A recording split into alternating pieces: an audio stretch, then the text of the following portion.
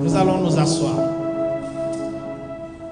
Si nous sommes corps, si nous sommes tous le membre du corps de Christ, au reçu d'une mauvaise nouvelle de quelqu'un, ne restez pas oisif. Ne restez pas. Même si vous ne partagez pas la même église, vous n'avez pas la même foi, mais si au très fond de vous-même, vous savez que c'est un homme de Dieu, si vous prenez une position de prière, le Seigneur vous. Alléluia. Philadelphie, c'est nous. Nous, c'est Philadelphie, parce que nous sommes Église, corps du Christ. En fait, on est en train de parler depuis le mercredi, vendredi, et aujourd'hui, dimanche, je clôture juste par des résumés. Nous parlons sur comment vivre, comment expérimenter le surnaturel. Le surnaturel, j'avais dit, c'est notre vie. C'est ça notre monde. C'est comme un poisson qui est dans l'eau. Et vous lui demandez comment expérimenter de l'eau. Il va te regarder, mais il te dira, mais je suis dans l'eau. Je vis dans l'eau. Je respire dans l'eau. Alors le surnaturel, c'est déjà ta part, c'est ton lot à toi. Ton lot. Ça veut dire, c'est dans ça que tu es né et c'est dans ça que tu mourras. Alléluia. Quelqu'un est avec moi là. Le surnaturel, c'est dans ça que tu es né et c'est dans ça que tu mourras. On avait dit que c'est un mot qui est composé. C'est un mot composé. Le surnaturel que le bishop apprenait, que l'homme de Dieu, l'ange bis de l'église, l'ancien Pierrot apprenait, on continue à déclarer que le surnaturel soit visible, soit palpable dans l'église. Mais est-ce que ça va venir par ces slogans ou bien il y a quelque chose à faire pour que ce surnaturel soit réel? On avait dit que ce mot est composé de deux noms. Il y avait les sur et les naturels. On avait dit les sur, c'est tout ce qu'on ne peut pas expliquer. Ça, c'est le domaine de Dieu. Les sur, ça veut dire ce qui est au-dessus. Qu'on ne peut pas toucher avec nos propres mains. Qu'on ne peut pas analyser. Parce qu'il a tout dit. C'est sûr, c'est au-dessus de nous. Au-dessus de notre science, au-dessus de notre perception, au-dessus de notre connaissance, au-dessus de tout intellectualisme, au-dessus de toutes les études. Les sûrs, on avait dit, c'est ça même le domaine de Dieu. Dieu est sûr, est au-dessus de toutes choses. Alors on avait dit, le naturel, c'est quelque chose qu'on touche, qu'on connaît, qu'on peut définir. J'avais dit, si on me demandait de définir François, je vous le dirais tel qu'il est, la partie que je connais de François. Je vous dirais qu'il est comme ça, qu'il est comme ça. Si on me disait de vous présenter les bishops, je vous dirais il est comme ça, il est comme ça. J'ai une image sur les bishops parce que je les touche, parce que je parle avec lui. Le mercredi, on avait dit dans le naturel, c'est tout ce que l'on peut étudier, tout ce que l'on peut démontrer. Si vous me dites comment tu peux démontrer une voiture, je te dirais que la voiture a 4 pneus, la voiture a un moteur, la voiture a un volant, la voiture a des chaises, la voiture a des tôles, a des pare-chocs, parce que je connais la voiture et je peux la démontrer. Mais le surnaturel, pour la démontrer, c'est autre chose. Il faudra que tu y sois avant que tu les démontres. Alléluia. Alors on avait dit, il y avait des choses que le naturel peut coopter. Dans le naturel, l'on peut rajouter l'artificiel. L'artificiel, c'est quelque chose qui n'est pas naturel, mais j'ai l'index, je l'accroche à moi, je l'imbibe dans moi-même. On avait parlé d'autres hommes, des grands boinards, qui modifient même le nez, qui modifient même le sein, qui modifient même leur bassin. Parce qu'ils ont une image, ils se disent, je ne suis pas belle comme ça. Je voudrais que je ressemble à quelqu'un d'autre. J'ai donné l'exemple de Michael Jackson, qui n'était pas content de sa peau, qui s'était dit, moi je vais devenir un blanc. Il s'est fait ciseler, il s'est fait opérer, jusqu'à avoir à garder qu'une seule couche de sa peau. Il est devenu brun. Tu le regardes comme ça, il n'est pas métis, il n'est pas noundou. Albinos, race que lui-même s'est donné. Il a modifié son nez, il a modifié ses lèvres. Les Africains, nous allons des lèvres grosses comme ça, épaisses. Lui, il a voulu qu'on les cisèle, qu'on lui donne des lèvres comme de blanc. Mais avec le temps, l'artificiel a endommagé les naturels. Alléluia. Il grandissait, il s'est vu commencer à vieillir, le nez commençait à basculer. Parce que les choses qui tenaient le nez n'étaient pas naturelles. Il y a d'autres femmes qui se font opérer même des bassins pour y mettre des implants. Ils deviennent déformés. Quand vous regardez comme ça, vous dites, ah, c'est une mamie Wata. Mais donnez-lui quelque temps, elle aura des cancers. Parce qu'elle a rajouté sur le naturel l'artificiel. Alléluia. Dans le naturel, si vous ajoutez l'artificiel, pour un petit temps, ça va aller. Pour un petit temps, on va te louer. Mais le temps va démontrer ce que tu étais. Le temps va démontrer. Alors notre Dieu, dans le surnaturel qu'il nous prône, nous avions dit, nous sommes des hommes naturels. Moi, pasteur Patrick, je suis un homme naturel. J'ai un cœur, j'ai mes préférences, j'ai un mauvais comportement. Peut-être que je m'énerve beaucoup. Peut-être que je suis direct avec quelqu'un qui me parle.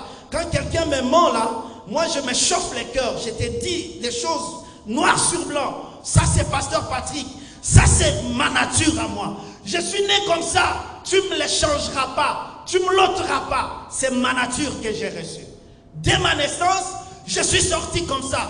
Dès ma naissance, je me suis vu qu'en grandissant, j'ai les loupards, calvitie. J'ai ça. Les choses que je n'avais pas. Je me rappelle, j'étais jeune, j'ai tressé même mes cheveux parce que j'étais un petit Michael Jackson. J'imitais ces petits démons-là. Oh, alléluia. Ne nous voyez pas seulement en train de prêcher comme ça. On est sorti de quelque part. Alléluia. On est sorti de quelque part. J'ai défrisé mes cheveux. Si je vous montrais les photos, défriser les dommage, la souffrance qu'on endurait. À cette époque-là, pour avoir les salons de coiffure, c'était dur. On prenait les briques ici, les matafares ici. On les met sur les feux. On prend l'huile de mila. On met sur la tête. Quelqu'un prend ça avec des linges. Il te met sur la tête. La tête fait mal au nom de la beauté. Au nom de la mode. Quelqu'un est avec moi là. Je vais me faire beau. Parce que c'est l'image qui est en moi. Je vais devenir ce que j'ai vu. Je vais être comme Michael Jackson. Je me promenais en cours de route à cette époque-là. Je me rappelle, même ma mère m'encourageait. Quand maman voyageait, elle m'amenait des jeans collés serrés. Les kangadadi, comme l'homme de Dieu aime bien le dire. Que Dieu vous bénisse, homme de Dieu. Les kangadadi, parce que Michael Jackson portait comme ça. Donc j'ai commencé à ne plus être moi. Je vais devenir quelqu'un d'autre. Je partais chez les tailleurs, ils modifiaient, ils mettaient beaucoup de ceintures là. Parce que quand je marche comme ça, que ça commence à faire des bruits. Je peux rester seul comme ça. Ah, j'ai failli faire quelque chose. Au nom de Jésus, si tu as failli. Alléluia. Je peux rester comme ça seul, mais je commence à danser. La musique m'habitait. Je refuse de le faire au nom de Jésus. La musique m'habitait. Les démarches de Michael Jackson m'habitaient. Ça, c'était de l'artificiel que je mettais dans ma naturelle. Ce n'était pas quelque chose qui était moi. J'ai copié quelqu'un qui était lui, mais je voulais devenir lui. Alors le Seigneur nous a parlé le mercredi que maintenant le surnaturel c'est quoi? C'est l'ensemble du divin. C'est le Dieu qui s'associe avec l'homme. Il ne s'associe pas seulement, mais c'est Dieu qui entre dans l'homme. Cette personne quitte l'homme naturel, il devient homme Dieu. Il devient un homme surnaturel. Les lois de la chair tombent parce qu'il y a un Dieu sûr qui est en lui. Alléluia. Enlevez le surnaturel sur les prophéties. Nous allons voir. Enlevez le surnaturel sur les prophéties. Les prophéties, les guérisons, les paroles de connaissance, c'est la nature de Dieu. Quelqu'un est avec moi là? C'est la nature de Dieu. C'est un don, on les appelle dons. On avait début des surnaturels, d'où commencent les surnaturels? Les surnaturels commencent par la conversion. Dès qu'elle est fausse, tout est fauché. Si tu n'es pas converti selon Dieu, on avait posé cette première base. C'est ça le début des surnaturels. L'homme de Dieu, tu es avec moi? Amen. Le début des surnaturels dans l'église, c'est d'abord la conversion. Lorsque nous sommes tous convertis dans cette salle, non pas selon l'église, l'église aussi nous convertit. Les hommes de Dieu nous convertissent. Si vous êtes convertis selon les bishops, vous êtes dans l'horreur. Si vous êtes convertis selon mes pensées à moi, vous êtes dans les faux. On avait dit la propre conversion, c'est la fécondation de la parole de Dieu. Tu entends la parole de Dieu, elle féconde ton esprit. Tu entends la parole de Dieu, elle bouge ton cœur en toi. Elle te donne des décisions, elle crée une soif. Et cette soif, nous l'avions appelée la repentance. On avait dit, il y a deux bases sur les surnaturels. Il y a la conversion selon Dieu, parce que tu peux te convertir selon tes parents, et non selon Dieu. Tu peux te convertir selon les circonstances, parce que dans la maison où j'habite, tout le monde vont à l'église. Les papas qui dans la maison où j'habite, c'est un pasteur. Alors si je ne vais pas à l'église, je ne vais pas être nourri, je n'aurai pas des études. Alors tu t'es converti selon les circonstances. Ça, ce n'est pas une conversion. Ces gens-là, s'ils pilent dans l'église, nous avons des maux de tête. On avait dit la conversion, c'est quoi? C'est une transformation. Lorsque Dieu saisit une personne, Dieu qui est sûr, Dieu qui est au-dessus, lui qui est sûr au-dessus de toutes choses, il entre dans ton cœur, tu ne resteras pas la même. Parce qu'il doit te transformer. Un Dieu qui habite un corps, tu restes ravi, tu ne changes pas. C'est que ça, c'est une conversion douteuse. Le début des surnaturels, c'est quand quelqu'un qui me connaissait voleur, il commence à constater que je ne vole plus. Alléluia. Il commence à voir quelque chose. Peut-être tout le monde, ceux qui ne te connaissent pas, ils ne verront pas la chose. Mais ceux qui te connaissaient, ils doivent commencer à avoir des brins. Non, cet homme ici a changé. Alléluia. Parce que lui te connaissait. Tu étais voleur, tu étais impudique. Ces choses commencent à devenir impossibles de les pratiquer. Parce que Jésus est en toi. Donc, le plus grand signe des surnaturels, c'est la conversion. La deuxième base des surnaturels, on avait dit c'est la repentance. On avait lu en 2 Corinthiens chapitre 7, les versets 8 à 9. On avait dit qu'il y avait deux repentances. La première, c'est celle qui vient de Dieu. On a dit la repentance selon Dieu. Donc il y a aussi des repentances selon les hommes.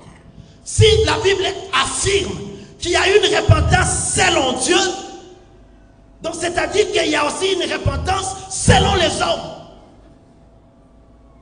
Quelqu'un vient me dire qu'il était parti quelque part où il devrait se repentir. On lui dit, écoutez, on te donne une fiche. Tu dois remplir. Tu dois donner ton adresse.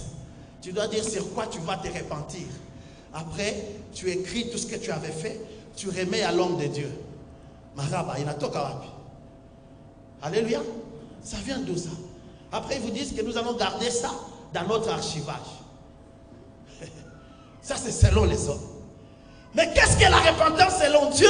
On avait dit le mercredi que c'est cette tristesse que Dieu apporte dans le cœur de celui qui est fécondé par la conversion. La repentance, on avait dit, elle est éternelle. La conversion, selon Dieu, elle reste éternelle. Parce que celui qui la provoque est éternel. Alléluia. Non, quand Dieu te saisit, tu ne pénueras jamais. C'est-à-dire, j'étais chrétien et par après quelques jours, on constate que je ne le suis plus. Ça, c'était selon les hommes. L'œuvre de Dieu reste éternelle. La croix, elle n'est plus. Si tu pars en Israël, tu ne verras jamais la croix de Christ. Mais parce que c'est une œuvre de Christ, elle est restée éternelle dans nos cœurs. Elle est restée éternelle dans nos pensées. Elle est réelle. Elle continue à faire vivre. Elle continue à produire des miracles. L'œuvre de la croix. Source de toutes les eaux salutaires. L'œuvre de la croix. Alors quand Dieu t'a saisi, nous devons les vivre. Nous devons le voir. La repentance, on avait dit, ce n'est pas l'effet de causer du tort à quelqu'un. J'ai causé du tort à ma maman, je regrette momentanément. Je peux être poussé de regretter parce que je la connais qu'elle est affreuse. C'est une femme commerçante. J'aurai des chidas dans les jours qui viennent. Je vais réparer avec elle. Fausse repentance. Quelqu'un est avec moi là? Fausse vie. Plein d'hypocrisie. Parce que tu as des avantages à tirer dedans. Non, parce que lui, il travaille quelque part. Attendez, Nicosia, Mina Kazaro. Même quand c'est lui qui a fait du tort, je suis le premier à sauter. Unisame, parce que non, mais c'est moi qui t'ai fait du tort. Non, Unisame, tu deviens plus que chrétien parce que tu as des intérêts à suivre. Mais le surnaturel de Dieu, lorsqu'elle te saisit, la repentance, on avait dit dans la Bible, elle nous a dit, elle provoque une tristesse qui reste éternelle. Elle ne s'arrête pas la tristesse. La tristesse, ce sont des douleurs. C'est une disposition intérieure qui t'empêche de dormir. Cette repentance-là te provoque la tristesse. Et elle va plus loin. Corinthiens dit, elle ne s'arrête pas à la tristesse seulement. Elle produit des choses qui doivent te garder éternelles. Alléluia. Le premier miracle de la repentance, c'est quoi? Le surnaturel de la repentance, c'est quoi? Le premier signe, elle va te défaire de ton orgueil. Elle te défait. Moi, un homme comme ça, m'agenouiller devant une femme, c'est quoi ça? Moi, un cadre de l'État, moi, ceci, avec tous les grades. Mais à cause de la repentance surnaturelle, tu enlèves ton casaque, tu t'approches de la personne parce qu'elle brise l'orgueil. Elle dit, elle provoque la crainte. Non la crainte de la personne qu'on a offensée, mais la crainte de Dieu vivant. Alléluia. Vous comprenez comment est-ce que le surnaturel commence? Elle ne commence pas avec des prières en langue. Non. Elle ne commence pas avec les prophéties. Non. Le surnaturel dans l'église, c'est le respect de Dieu. C'est le respect des saints. C'est le respect des serviteurs de Dieu. Les surnaturels dans ta vie, tu veux vivre les surnaturels, tu sentiras un changement, l'empressement, le zèle, comme l'a décrit 2 Corinthiens chapitre 7, le verset 9 jusqu'au 11e. Corinthiens dit, la tristesse selon Dieu provoque la crainte de Dieu, provoque le respect de l'autre, provoque les zèles de réparer, la justice. Comment sauras-tu que tu es chrétien? Non parce que tu tiens la Bible. Non parce que je prêche. Le vendredi, j'avais dit, s'il y a des vrais pasteurs, il y en a aussi des faux. S'il y a des vrais serviteurs, il y en a des faux. Que l'église forme. Que les communautés forment. Et ces gens-là, nous les reconnaîtrons par le fruit. La troisième base que je vais parler aujourd'hui, c'est la douleur d'enfantement. Les douleurs d'enfantement.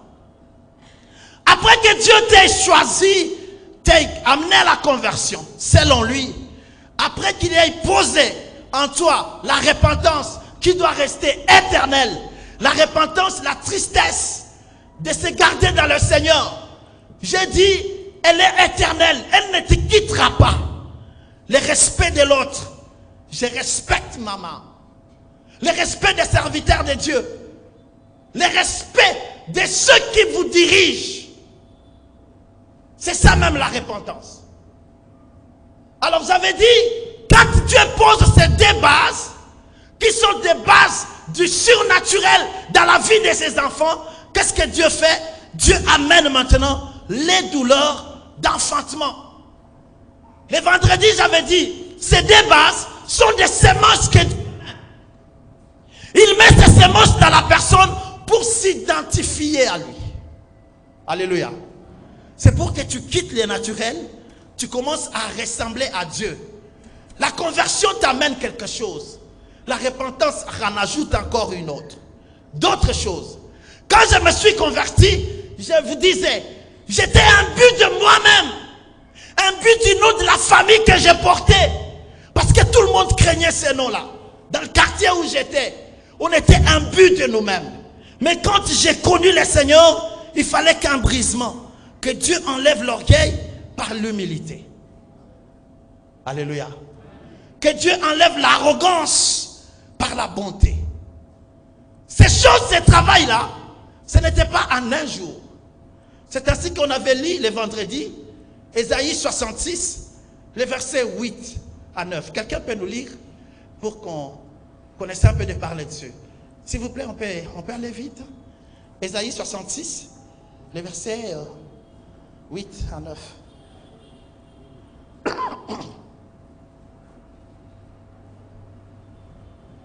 Lisons la parole de Dieu. Ésaïe 66, le verset 8 à 9. Oui. Je lis au nom de Jésus-Christ. Amen. Qui a jamais entendu pareille chose? Qui a jamais entendu pareille chose? Qui a jamais vu rien de semblable? Qui a jamais vu rien de semblable? Un pays peut-il naître en un jour? Est-ce qu'un pays peut-il naître en un jour? Une nation est-elle enfantée d'un seul coup? Ah, arrête-toi là. Est-ce qu'une nation peut-elle être enfantée en un coup?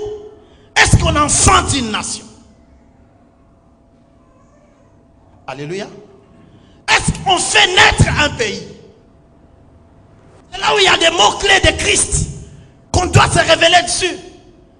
Dieu dit que ce sont des choses que vous n'aurez jamais entendues et que vous n'entendrez jamais. Est-ce qu'une nation peut-elle être enfantée d'un coup? Alors quand le Seigneur parle d'une nation, le Seigneur parle des hommes. Le Seigneur parle de son enfant. Je me rappelle l'histoire de Jacob. Jacob avec Rebecca. Jacob, Isaac. Isaac qui est fils d'Abraham. Écoutez, je voulais un peu donner petite parenthèse là-dessus. Des fois, comment est-ce que nous analysons les prophéties? Parce que nous donnons trop d'importance à la prophétie. Nous donnons trop d'importance croyant que c'est ça le surnaturel. Non. Non. Le surnaturel de Dieu, c'est la démonstration de Dieu dans la vie d'abord de soi-même. Avant qu'elle ne soit à l'église. La Bible me dit, Dieu dit à Abraham, je ferai de toi père des multitudes, père des nations. Il a dit, c'est ça? Il dit père des nations. Je ferai de toi père des nations. Donc c'est-à-dire que les pays et les gens, les pays, ça va dire quoi? Naîtront de toi. Les jours que Dieu s'était montré à Abraham, Abraham n'avait que 75 ans. 75 ans, Dieu est venu le voir. Dieu n'a pas vu le poids de son âge. Il lui dit, je vais commencer une aventure avec toi. Je ferai de toi un père de multitudes. Tu seras père des nations. Abraham a saisi cette prophétie. La Bible me dit, de 75 ans à 99 ans, à 100 ans plutôt, Abraham a eu Isaac. Si les gens entendaient cette prophétie, ils avaient entendu, ils étaient morts, ils diront de cette prophétie quoi? Non, non, allez-y, elle est quoi? Parce qu'ils n'ont pas vu ça. Ce n'est pas comme ça qu'on attend une prophétie. Ce n'est pas comme ça qu'on peut jauger une prophétie qu'elle est vraie. Non, parce que moi, je ne l'ai pas vécu. J'avais aimé, je ne sais pas si c'est l'homme de Dieu ou bien c'est quelqu'un d'autre. Pasteur, je vous salue. Je ne sais pas si c'est lui qui avait dit, quand Jonas était averti par Dieu, tu vas aller prêcher à Ninive pour qu'il se convertisse. Quand il était dans le bateau, les gens ont vu que c'est lui qui était sujet de problème. On l'a jeté dans l'eau. Pour ces gens-là, Jonas, c'est quoi? Est mort. Alléluia. C'est-à-dire, même la prophétie que Jonas avait reçue, pour ces gens-là, c'était une fausse. Non, non, je veux qu'on soit ensemble. Mon Alléluia. Parle. Elle était une fausse. Si Jonas avait dit à quelqu'un, Dieu m'a dit que je pars à Ninive, leur annoncer qu'ils seront châtiés. L'homme a dit, ah bon, Ninive, tu ne sais pas que Ninive, ils ont tué tous les prophètes de Dieu. Mais oui, mais Dieu me l'a dit. Mais le jour qu'il apprendrait que nos Jonas étaient jetés dans l'eau et il est foutu, sans connaître l'histoire de Ninive, lui il garde la prophétie, elle est fausse. Alléluia. Mais ceux qui diront qu'elle est vraie, c'est ceux qui seront avec Jonas, en train de le voir prêcher en Ninive. Mais lui-même aussi dans une confusion. Dieu lui a dit, tu vas le dire, je vais tuer, je vais exterminer. Il est parti avec le message, il l'a dit. Après Dieu a vu la position de Ninive. Jonas sort un faux. Emma? Mujibi. Jonas sort quoi? Un faux? Pourquoi? Moussem est bien. Pourquoi? Hein? Dieu n'a pas tué comme il avait dit. Donc Dieu peut parler. Le problème c'est les personnes à qui Dieu a parlé. Comment attendez-vous la prophétie de Dieu? Alléluia. Amen. Comment l'attendons-nous? Dieu peut dire. Que l'ancien m'excuse un peu de quelque chose que je vais dire. Un jour je suis chez moi. Je vois, Dal ici, elle est ici. L'ici de Mouna. Elle n'est pas là. Elles sont venues à la maison. Je voulais manger. Elle vient, je les appelle à la table. Non, on ne va pas manger. J'ai dit, ah mais Misikula qui pauvre. Bon, au nom de Christ, Takula tout qui a qui pauvre l'air. On s'entretient. Ils étaient venus avec son frère, avec quelques personnes, pour s'entretenir sur quelque chose. Je la vois, elle fondait en larmes. Je parle, ses sœurs sont là. Elle fondait en larmes. J'ai dit, mais ma soeur, qu'est-ce qui se passe? Elle dit, je suis tourmenté, homme de Dieu. On nous a volé à la maison plus de 3 000 $. La personne qui a volé est partie. J'ai dit, ah, oui, on m'avait appris, mais prions, Dieu est capable. Mais non, ça trouble la maison, ça nous monte, nous n'avons pas la paix dans la maison. Pendant qu'on s'entretenait, je n'ai pas compris l'acte que j'ai posé. Je pense qu'elle avait dit même à ses soeurs. Je n'ai pas compris l'acte que j'ai posé. J'ai pris seulement mon téléphone, je sens l'esprit me dire, appelle quelqu'un d'Ouvira, envoie-le au beach, au port Maendeleo. Je prends le téléphone, j'appelle un agent, je lui dis, tu prends le moto, tu vas à Maendeleo. Il dit, pourquoi chef? Je dis, non, tu vas arrêter quelqu'un. Elle est là, j'aimerais qu'elle soit là. Elle est en train de suivre ma conversion. La personne me dit, mais chef, je n'ai pas sa photo. J'envoie la photo parce qu'on m'avait envoyé la photo. Comme c'est un agent de migration, il me dit, mais c'est un Burundais. Il ne peut pas emprunter le chemin des ports parce que lui, il doit traverser pour Burundi. Moi, j'ai dit, mon frère, moi aussi discuter, fais ce que je t'ai dit. On a discuté longuement avec lui. Et finalement, il a pris la moto. J'ai dit à la sœur, dans 5 minutes, Dieu va nous donner cette personne, si elle était là. Alléluia. Je crois, on en avait même partagé avec les anciens sont là. Pendant qu'on était là, elle m'a dit, pasteur, ça fait longtemps que j'étais dans beaucoup de choses, des activités que je ne venais pas à l'église. Si la chose s'accomplissait, ce n'est pas le problème de Akutika Kama Mungueko. Dieu est toujours. Alléluia. Ce n'est pas parce qu'il va résoudre ton problème, cela va montrer que le Dieu existe. Il peut ou ne pas résoudre, il reste toujours Dieu. C'est pendant qu'on parlait, 5 minutes après, le monsieur que j'avais envoyé, il descend du moto.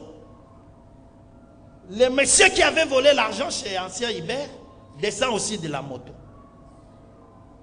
Il regarde la photo, il n'a moins intéressé, puisqu'il portait des colliers. Sur photo aussi, il avait le collier. Il regarde, ah, il a le coin de la photo. Il regarde comme ça, c'est toi comme ça? Oui. Sur les champs, il m'appelle en pleurant.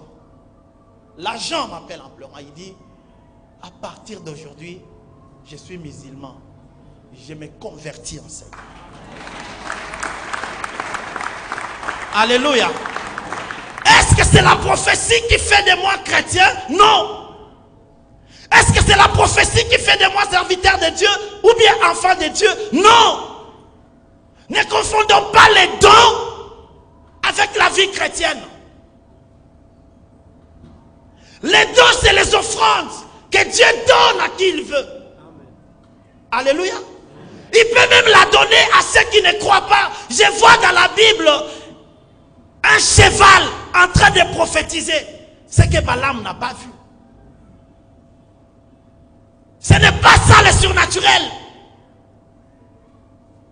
C'est les ingrédients du surnaturel. Balaam sur une ânesse, il partait, un homme de Dieu corrompu. Il arrive en cours de route, Dieu ouvre à l'animal la bouche. Il prophétisa ce que l'homme de Dieu n'avait pas vu. Est-ce que ça fait de cette ânesse enfant de Dieu?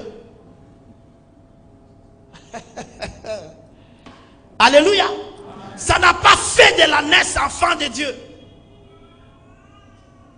Les prophéties, la guérison, le miracle et tout ce qui est là, ce sont des ingrédients, ce sont des instruments du travail.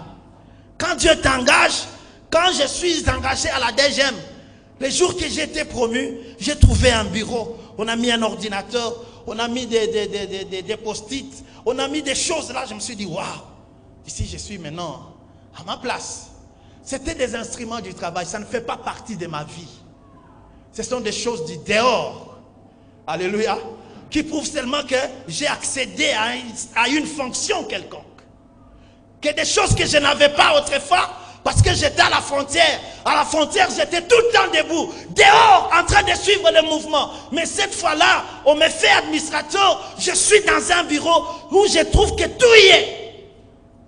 Mais ces choses ne font pas partie de moi. Ce sont des instruments pour travailler. On peut les arracher quand on veut. Alléluia. Mais le surnaturel de Dieu, c'est un seul don. C'est le don de l'Esprit de Dieu en toi. Quelqu'un est avec moi là?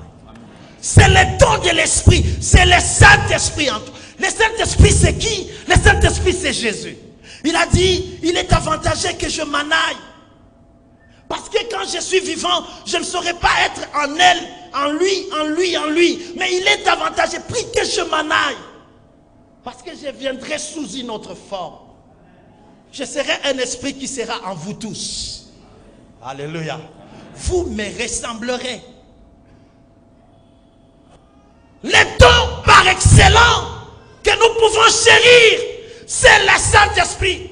Le Saint-Esprit c'est qui? C'est celui que 1 Corinthiens 13 du verset 1 est en train de nous parler jusqu'au verset 13. C'est dans le Saint-Esprit qu'aussi les dons de parler en langue peuvent sortir. Mais il nous dit ceci. Dieu est amour. Dieu n'a pas l'amour, il est amour. Alors 1 Corinthiens 13 nous parle de l'amour, du vrai amour qui est Dieu. Maintenant il nous dit ceci. Tu peux parler en langue, tu peux prophétiser, mais si tu n'as pas l'amour, tout ça est quoi? Est vain. Tu peux faire des miracles, mais si tu n'as pas l'amour, l'amour c'est qui? L'amour Dieu. Dieu qui est qui? Qui est le Saint-Esprit. Donc je vais dire, les fruits de l'Esprit, qui est le Saint-Esprit, c'est comme une orange. Une orange, tu la vois une. Mais dès que tu l'épulches, tu trouves des tranches. Alléluia. Tu trouves les tranches, vous comprenez, non? Les bitaines. Si ça peut se dire. Tu trouves les tranches. C'est une orange. Tu l'épulches. Tu vas trouver des petites tranches. Peut-être 12, peut-être 24, peut-être 62. Dans une seule orange. Alors, quelle était cette orange? C'est l'orange. Quel est ce fruit? C'est l'orange. Les fruits, c'est quoi? C'est l'amour. C'est le Saint-Esprit. Le Saint-Esprit en toi peut faire que tu prophétises. Alléluia. Le Saint-Esprit en toi peut faire que tu aies les dons de guérison et de miracles. Alors, les problèmes qui empêchent le surnaturel, je cours derrière le temps, le surnaturel dans notre vie, dans l'église, c'est les conflits des dons. Le manque d'acceptation de l'autre. Parce que, nous ne sommes pas tellement enseignés. Nous pensons que celui qui prophétise est plus grand que celui qui ne prophétise pas. Et nous pensons que celui qui parle en langue est plus fort. Ça n'a pas commencé avec nous. Mon frère, regarde un peu Nombre chapitre 21, 11.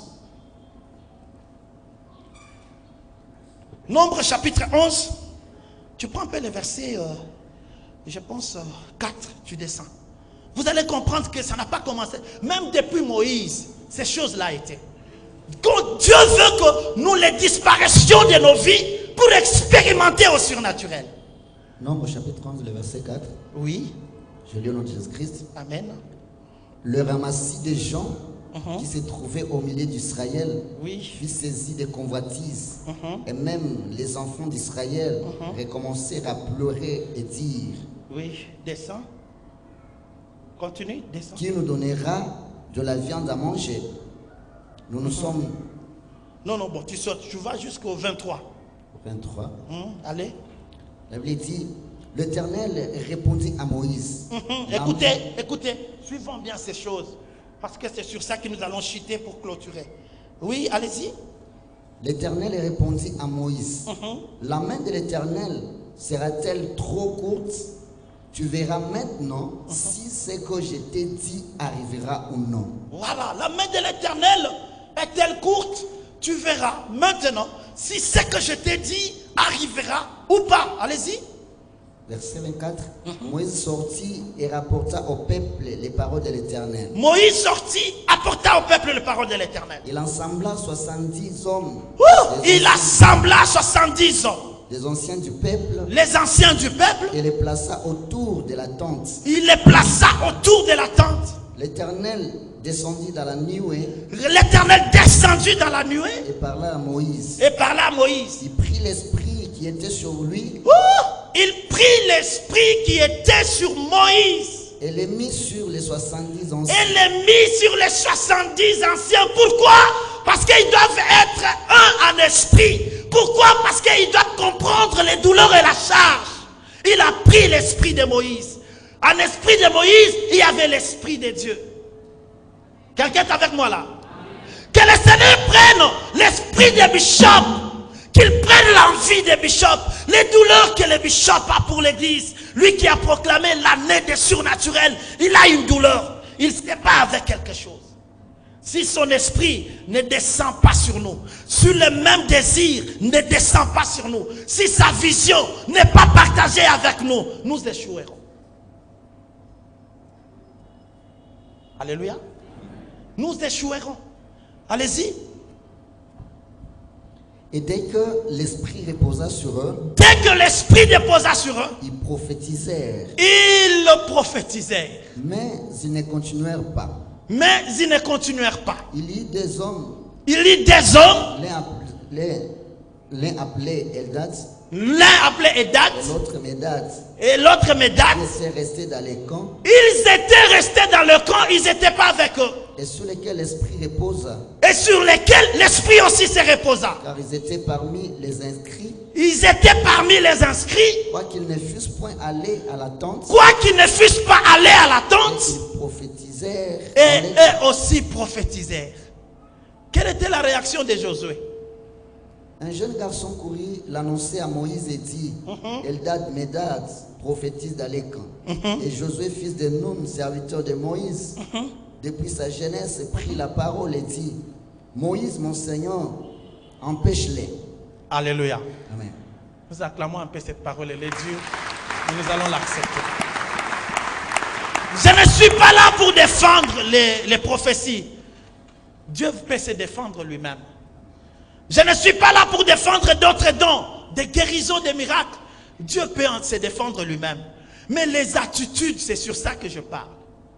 Les attitudes qui luttent, qui refusent que le surnaturel soit donné. Qui refusent. Nous confessons quelque part que le surnaturel, que l'onction se manifeste, mais nous ne sommes pas prédisposés à l'accepter, à le vivre. Écoutez ce que la Bible me dit. Dieu a pris l'esprit de Moïse, les anciens ont prophétisé. Les deux qui étaient restés dans la tente, qui ne faisaient pas partie, ils ont prophétisé parce qu'ils étaient inscrits. Ils étaient inscrits en quoi? À la vision de Moïse. Et prophétisèrent. Alléluia. Ils étaient de loin, mais parce que l'esprit de Moïse, l'esprit de Bishop, c'est quoi? C'est la vision que Dieu lui a donnée. Si elle n'est pas en toi, si tu ne l'acceptes pas, tu auras difficile à vivre les surnaturels. Alléluia.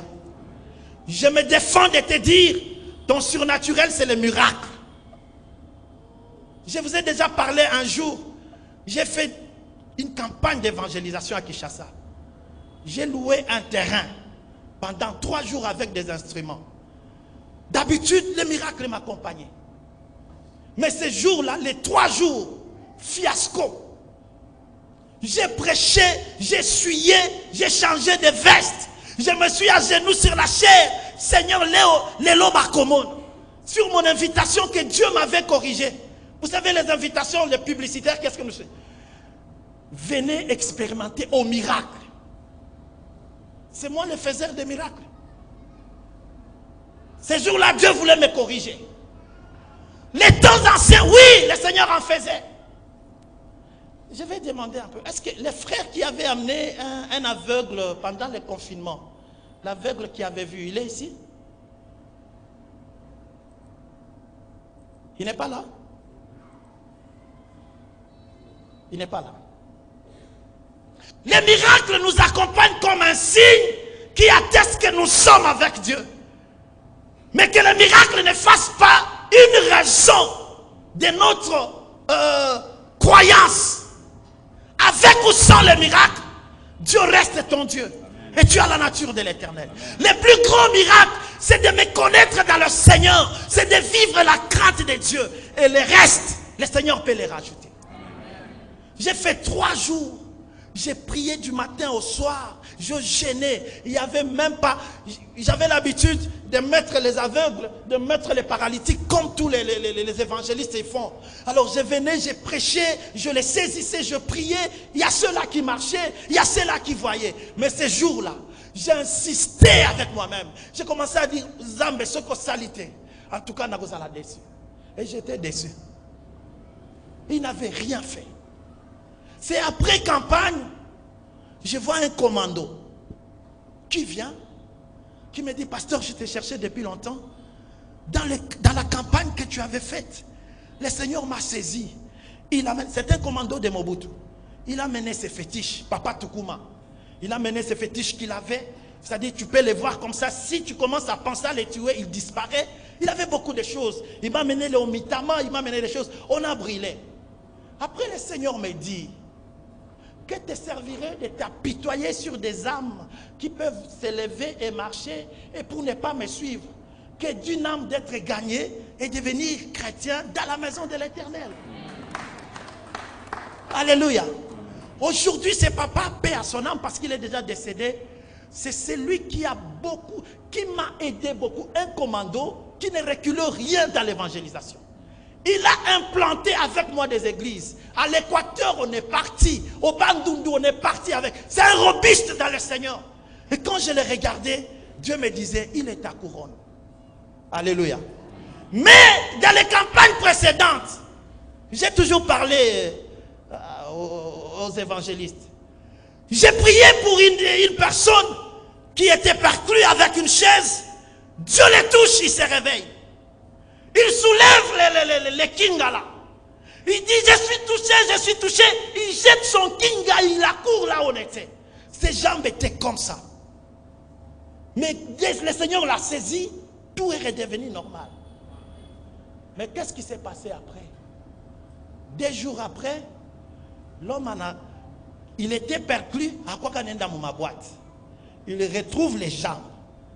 Il veut récupérer toutes les années perdues par les sauterelles et les gélèques. Il était dans des boîtes. Il était derrière les femmes. Il était marié.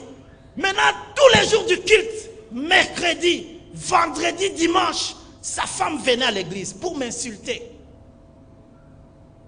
Elle Elle m'appelait faux pasteur. Remets mon mari sur sa chaise.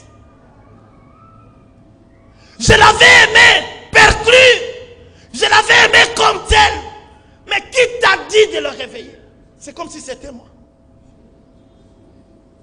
Tu as réveillé un impudique, endormi, remets-le sur la chaise. Elle m'insultait tous les jours, des fois le protocole voulait chasser. J'ai dit laissez la maman. Je ne sais même pas quand est-ce qu'elle était partie. Mais c'était des mois. Quand elle me voit en cours de route, dans les embouteillages, elle vient, elle commence à crier. Tout le monde me regardait. Bah, pasteur Amouche Adonia. Ils ne savent même pas de quoi il s'agissait. Alléluia. La bénédiction que tu entends, que tu penses que c'est du surnaturel, peut t'amener même en enfer. Mais quand l'Esprit de Dieu se repose en toi, tu restes vrai. Alléluia. Tu restes vrai. Avec ou bien ce qu'on a promis, tu restes là. J'ai vu dans la Bible des prophéties non accomplies. Les gens à qui on avait parlé, ils sont morts. Si vous prenez Hébreu, vous allez comprendre. Hébreu chapitre 13. Vous allez comprendre tout ça. On a dit, ils ont entendu des promesses de Dieu, mais ne l'ont pas vécu. Ils l'ont salué de loin. Mais parce qu'ils avaient une seule espérance, c'est quoi? C'est Dieu. Dieu peut dire, mais est-ce que tu es prêt pour les saisir? Je clôture par ces petits mots. Quand Dieu parle, comment est-ce que nous devons attendre la prophétie ou bien le message de Dieu pour qu'elle s'accomplisse? C'est d'abord la recevoir et faire de ça ta grossesse. Recevoir une femme grosse, n'oublie jamais qu'elle est grosse. Alléluia. Elle dort, elle a le maoumifou. Elle se lève, elle a des maoumifou. Elle veille sur sa grossesse. Elle ne va pas se donner à beaucoup de travaux parce qu'elle risque d'avorter. Est-ce que tu portes la grossesse? Du surnaturel? Tu portes la grossesse de toutes les promesses que Dieu t'a faites? Ou bien tu les oublies? Tu attends qu'on te les rappelle à l'église et tu penses que ça se réalisera? La femme attend une grossesse malgré les douleurs. Moi, je l'ai vu avec ma femme. Le médecin lui dit, Ekotumbo kabambi pale, migulu vimba. Mais le médecin dit, malgré que tes migulu ont vimba, tu dois faire des marches pour provoquer. Donc on provoque aussi, alléluia. On provoque aussi les surnaturels. On les provoque. Par des jeunes, on les provoque. Par la sanctification, on les provoque. C'est les exercices pour enfanter. On dit à ma femme, tu vas marcher pour provoquer la dilatation. Et j'avais honte. Je la prends à la main, démarche changée. C'est mon zombie ou bien une agne. Mais au nom de ma sémence, je marche avec. Alléluia. Un jour, je marchais avec pour provoquer dilatation. Mon directeur passe, il me dit, ah, Gankou, ocheze milisusu. Alléluia. Ça ne pouvait pas se cacher de moi. Parce que c'est ma sémence. On m'a dit de provoquer, on les provoque ensemble. Alléluia. Mais qu'en fais-tu avec les promesses que Dieu te dit? Tu t'assois dans l'impudicité, tu t'assois dans le mensonge, tu ne te convertis pas, Dieu a lissé Mantukunongoter. Et ça paraîtra faux pour toi. Mais cependant, c'est un vrai message de Dieu. Parce que tu n'es pas à l'endroit où Dieu attend que tu reçoives la vie de la prophétie. Quelqu'un est avec moi là? Il faut provoquer. Nous devons les provoquer en les cherchant. Si nous prenons Joël chapitre 1, vous allez lire ce verset, on dit, serviteurs de l'autel, saignez vos reins, jeûnez. Les choses que Dieu a dites, nous devons veiller en jeûnant. Je redemanderai à tous les serviteurs de Dieu, puisque le vent est déjà annoncé, comme j'avais dit pour le début de l'enseignement, lorsque Dieu parle, même quand Dieu dit 2020, ça sera une année de grâce, une année d'élévation. Si 2020 s'est clôturé et qu'il n'y a pas une élévation, ce n'est pas dit que la promesse elle est passée. elle reste. C'est un esprit que Dieu a lancé. C'est une porte que Dieu a ouverte. Quiconque qui sera là, à cette piscine de Bethsaïda, se jetterait les premiers. Il verra son miracle. Que tu sois malade ou pas, Dieu attendait que quelqu'un se jette. Jette-toi dans la parole. Jette-toi dans les paroles dites. Jette-toi dans la prophétie.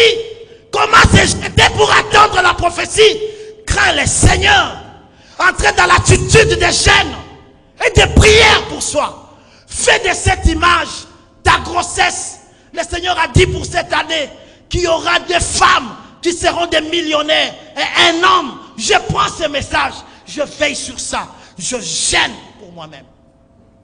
Si je veux provoquer quelque chose, entre dans l'atmosphère spirituelle et tu verras que la chose elle n'est pas fausse.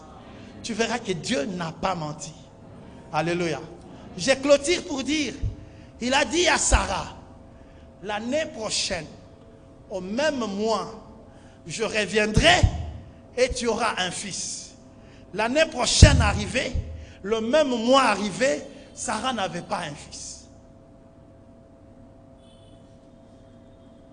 J'aime. Viens, bien.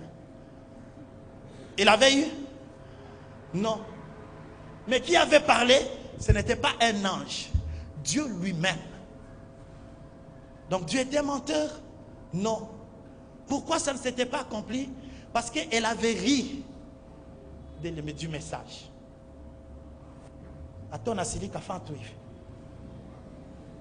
Alléluia. Dieu lui-même est venu, il a dit, petit viens, j'ai déjà consommé, j'ai une attitude, viens.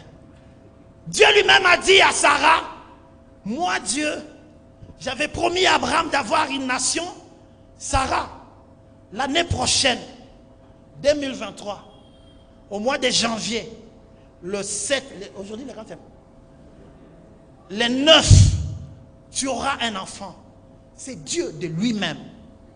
Quand Sarah a reçu ce message, elle s'est dit, elle a regardé dans sa nature. C'est pourquoi si tu veux attendre une promesse selon ta propre nature, tu ne la recevras pas. Entre dans les surnaturels. Tu la recevras. Que Dieu vous bénisse.